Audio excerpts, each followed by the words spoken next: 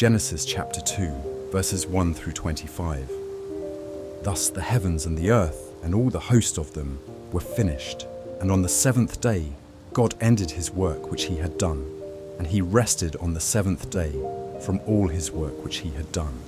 Then God blessed the seventh day and sanctified it, because in it he rested from all his work which God had created and made. This is the history of the heavens and the earth when they were created, in the day that the Lord God made the earth and the heavens, before any plant of the field was in the earth, and before any herb of the field had grown.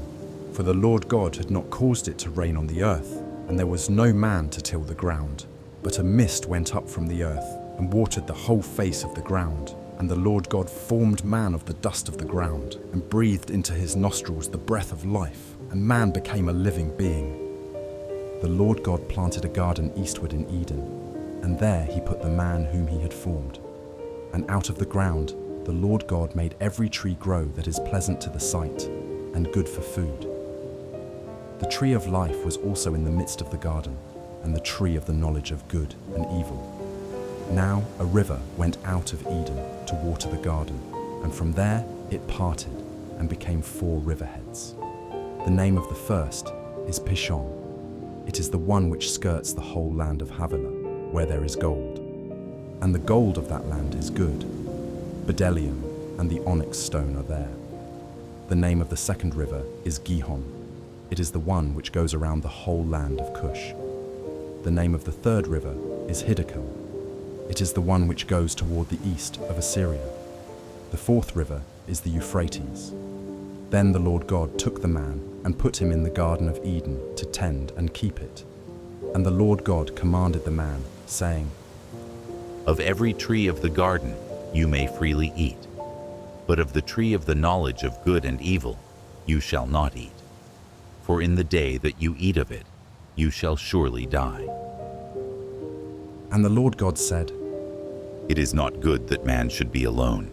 I will make him a helper comparable to him. Out of the ground the Lord God formed every beast of the field and every bird of the air, and brought them to Adam to see what he would call them. And whatever Adam called each living creature, that was its name. So Adam gave names to all cattle, to the birds of the air, and to every beast of the field. But for Adam there was not found a helper comparable to him. And the Lord God caused a deep sleep to fall on Adam, and he slept.